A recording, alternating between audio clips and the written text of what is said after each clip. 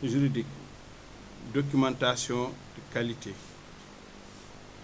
et l'audition des différents protagonistes, ARP et Softcare. Les membres du comité se sont rendus sur le site de production dès le 7 janvier 2026. Cette visite devait leur permettre de vérifier toute la chaîne de production, les installations de production, les processus de fabrication, le laboratoire de contrôle qualité, les entrepôts de matières premières, ainsi que le local de mise en quarantaine des produits périmés. L'approche méthodologique du comité a permis d'apporter des éclairages sur ce dossier technico-réglementaire et sanitaire à fort impact socio-économique et émotionnel. Maintenant, je m'en vais vous parler des résultats issus de l'enquête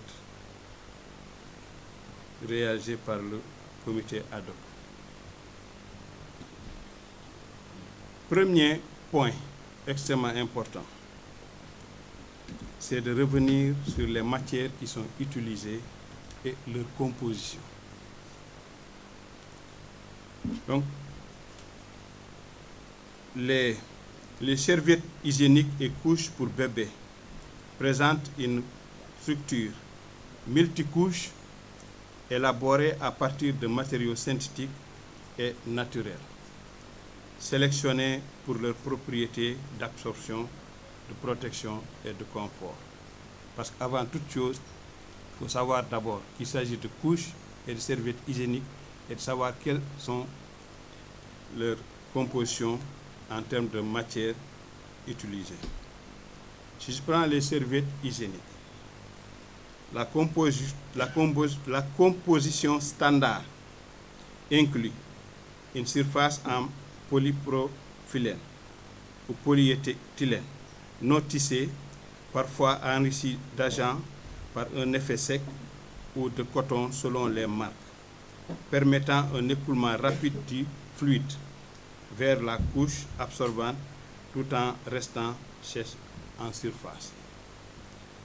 Un noyau absorbant associant pâte de bois et polyacrylate de sodium garantissant la rétention des liquides. Une couche imperméable en polyéthylène ou en coton qui empêche les fuites de liquide.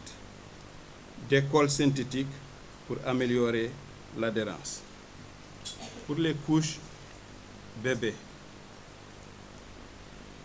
qui reprennent une structure similaire, nous avons une surface en polypropylène non tissée, souvent imprégnée de lotion protectrice, un noyau absorbant plus volumineux, une couche imperméable micro-perforée pour favoriser la respiration du produit, des élastiques pour l'ajustement.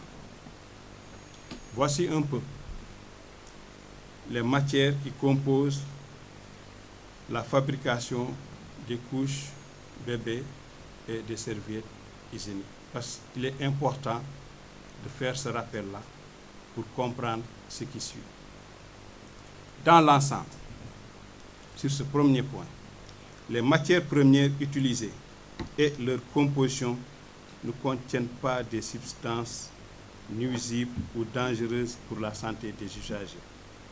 Ces matières premières sont physiques, se retrouvent d'ailleurs dans plusieurs autres produits d'usage que nous tous peut-être là, nous sommes en train d'utiliser, d'usage courant. Premier point. Maintenant, on en vient à la matière première périmée. La matière première périmée mise en cause dans ce dossier est décrite comme un film en polyéthylène perforé large de 95 mm, utilisé dans la fabrication des serviettes hygiéniques et non des couches bébés. c'est seulement au niveau des serviettes hygiéniques. Très clair. Maintenant, je m'en vais vous dire les serviettes hygiéniques qui sont fabriquées par Softcare. Voici un modèle qui est fabriqué. Et voici à l'intérieur la couche qui est dite périmée. C'est cette couche qui est dite périmée. La matière qui est périmée, parce qu'il y a d'autres matières. Mais c'est ça, quand on le détache, c'est cette matière qu'on dit périmée. Matière physique.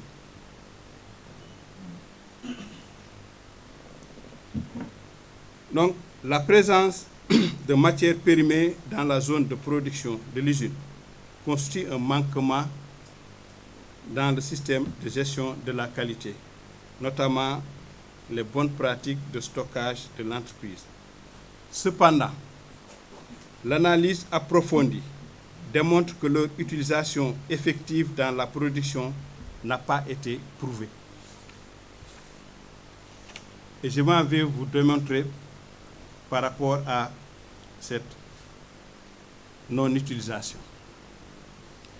Premier aspect, la différence de taille entre le film en polyéthylène périmé, qui est de 95 mm, et celui qui est aujourd'hui utilisé dans la production, qui est de 90 mm pour toute l'année 2025. Donc, je répète, la différence de taille pour la matière dite périmée, qui est de 95 mm, avec celui qui est aujourd'hui utilisé au niveau de l'usine, qui est de 90 mm. Deuxième point de non-utilisation, la fiche de stock versée dans le rapport de l'inspection comme preuve d'utilisation de la matière première périmée est en contradiction avec les conclusions du dit rapport.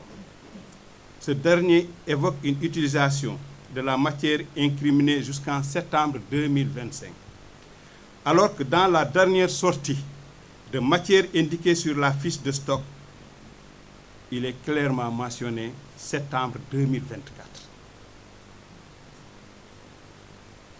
Les produits finis issus de la matière première incriminée sont absents de la base de données des ventes de l'usine en 2025. Ceci confirme la non-commercialisation des produits en question, au moins depuis le 31 décembre 2024, justifiant ainsi leur arrêt de production. Et cela, c'est après que les enquêteurs ont exploité l'ensemble des bases de données que nous avons récupérées au niveau de l'usine. Quatrième